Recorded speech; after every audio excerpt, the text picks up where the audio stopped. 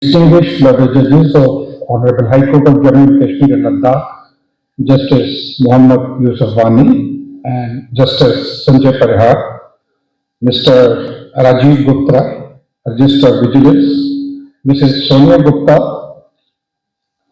Director Judicial Academy, Partner Dispute Resolution and Head Academics Initiative Surana and Surana International Attorneys, Chennai, Mr. Preetham Surana, Head and Dean Department of Law, University of Jammu, Professor Manju Jamwal, Mrs. Seema Rumitra, Mrs. Neelu Rumitra, Dean Research Studies, Professor Dr. Sanjay Gupta, and Mr. Ajay Sharma, CGM, and Mr. Subhat Gupta, retired district session judge, other distinguished guests, esteemed advocates, faculty members, and dear students.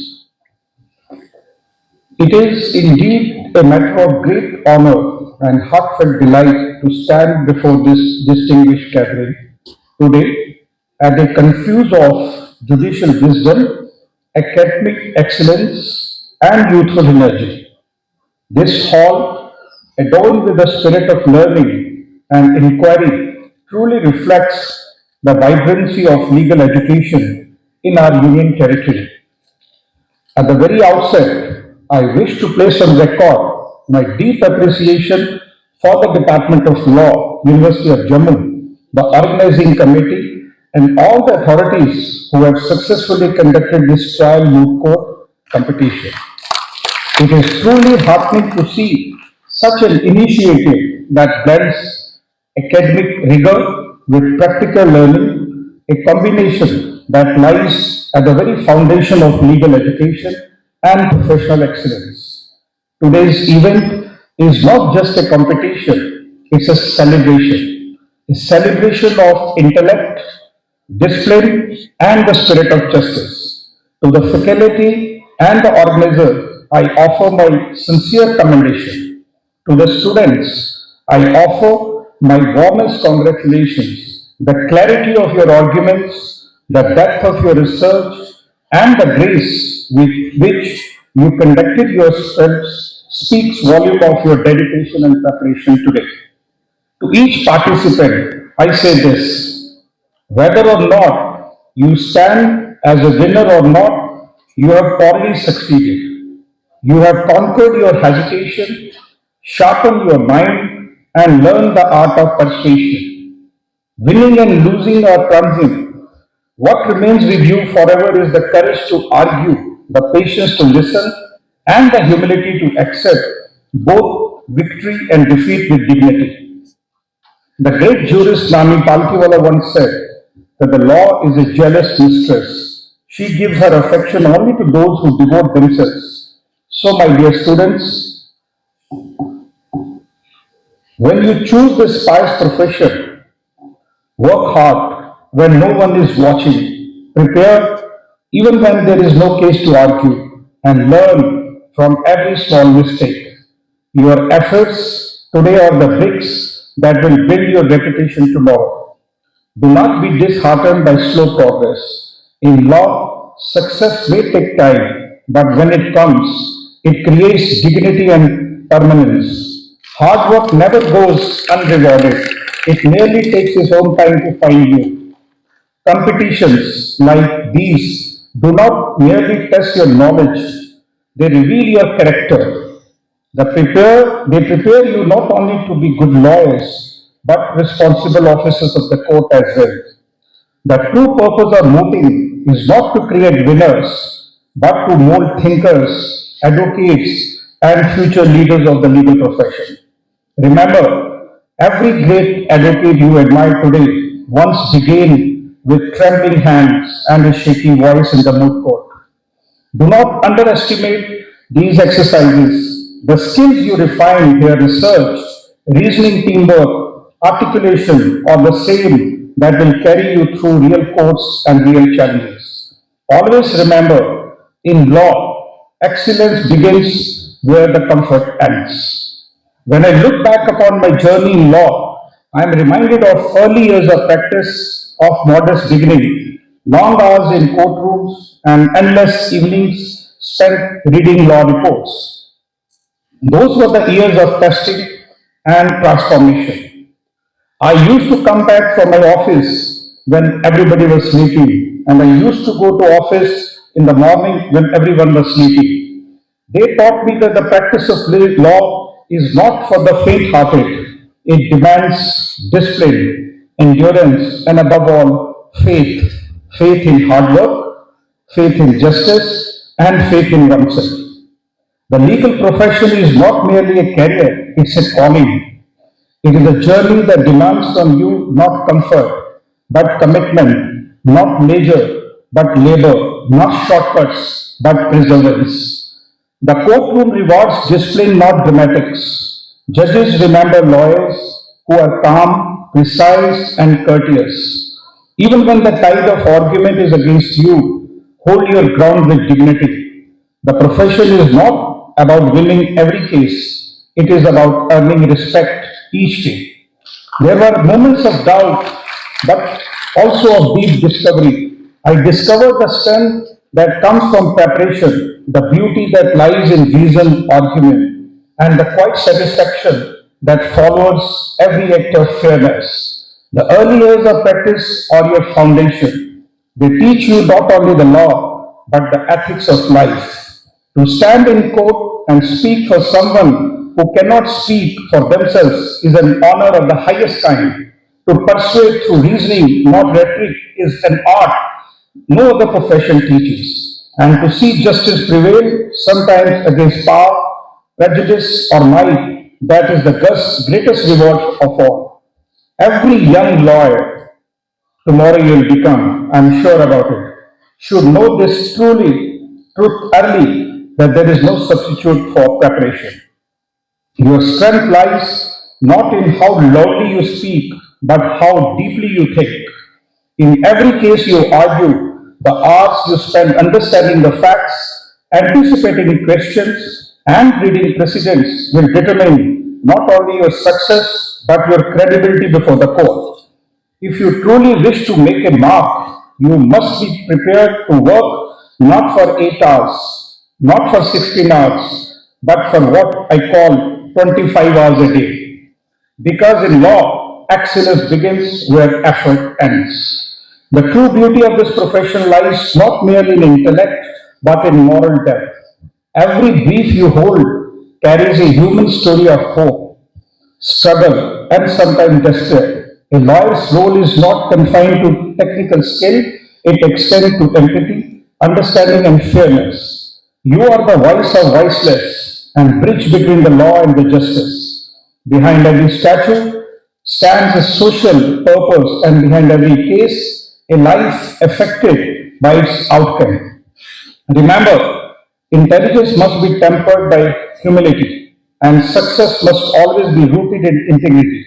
You may forget your first case, but never forget your promise to uphold justice without fear or favor. Your reputation will be your greatest companion in this profession. Guard it with honesty and humility.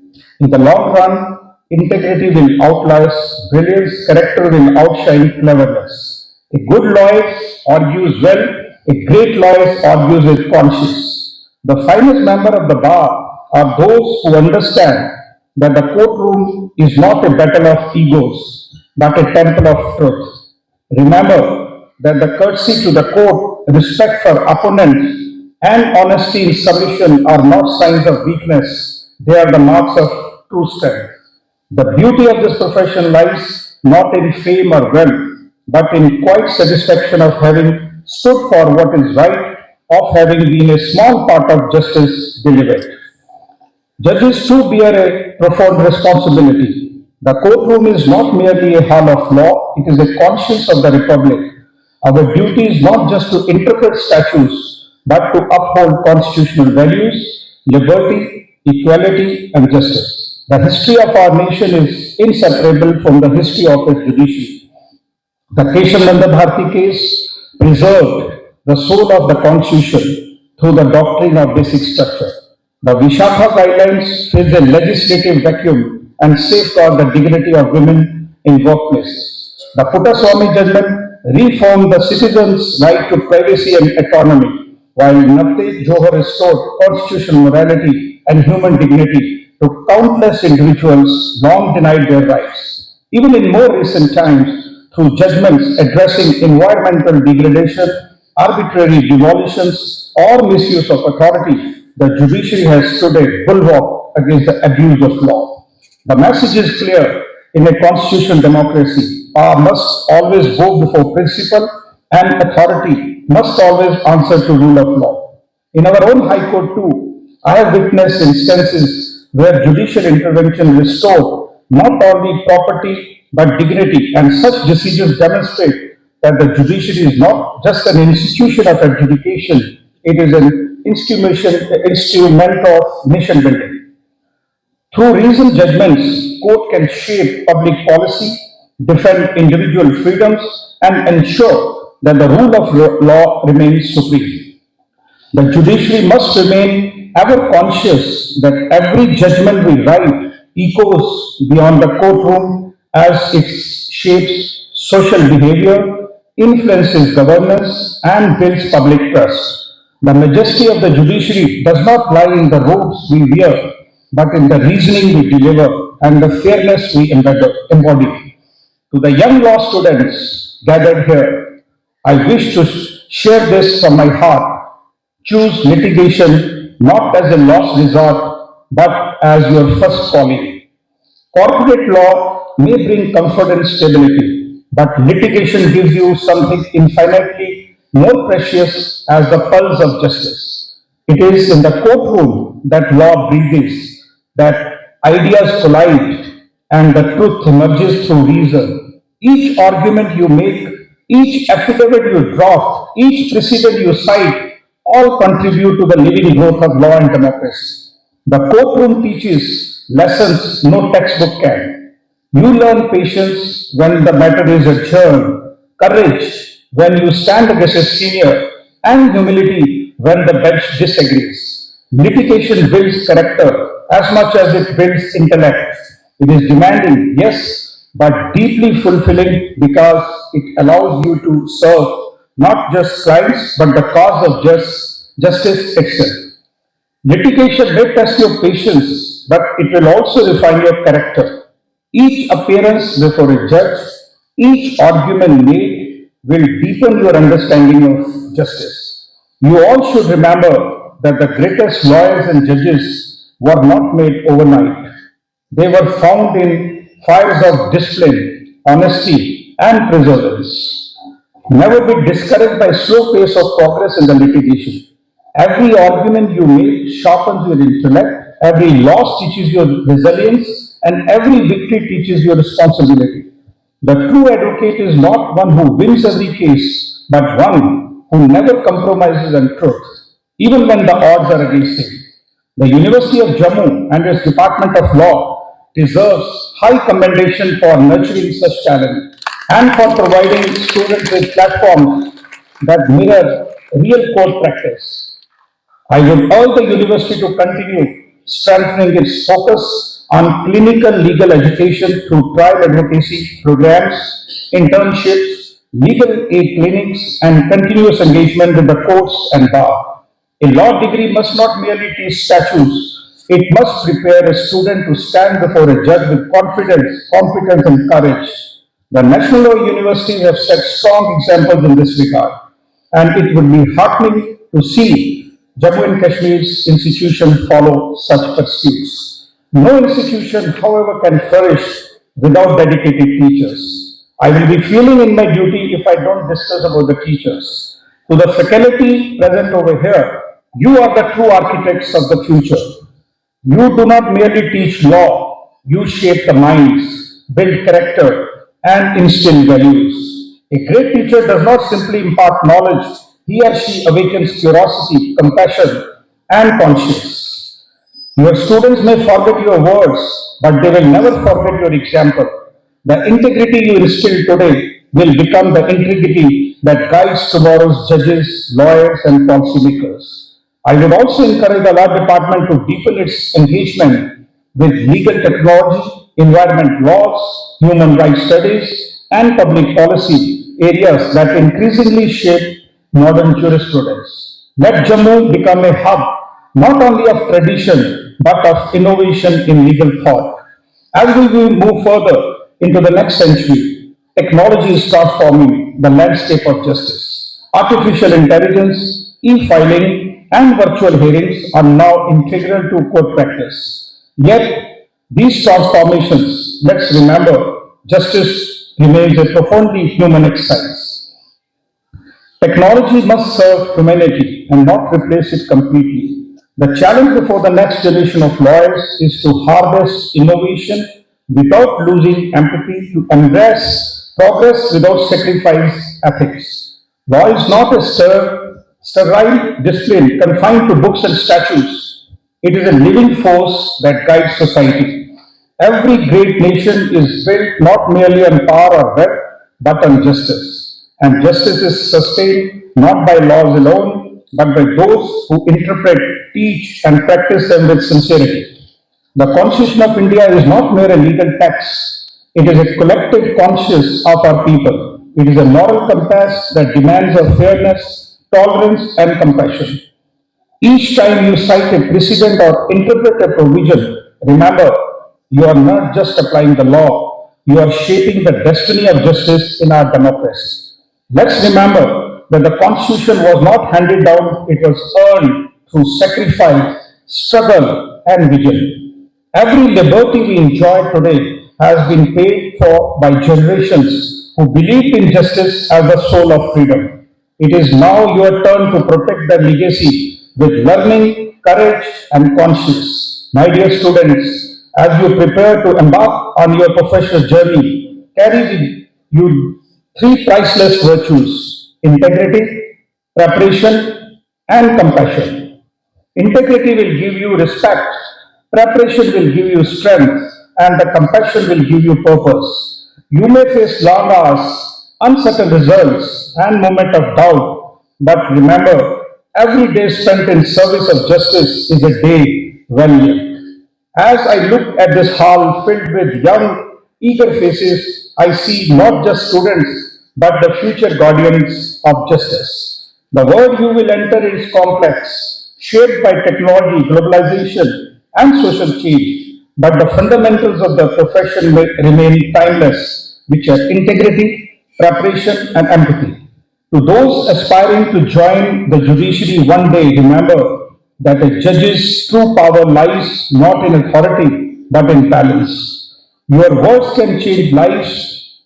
Use them with care. The greatest legacy a judge can leave is fairness. To those who will practice as lawyers, know that you are the first line of defense for citizens. You translate the language of the law into the language of justice. You can be catalysts for reform, defenders of the Constitution, and voices for those unheard.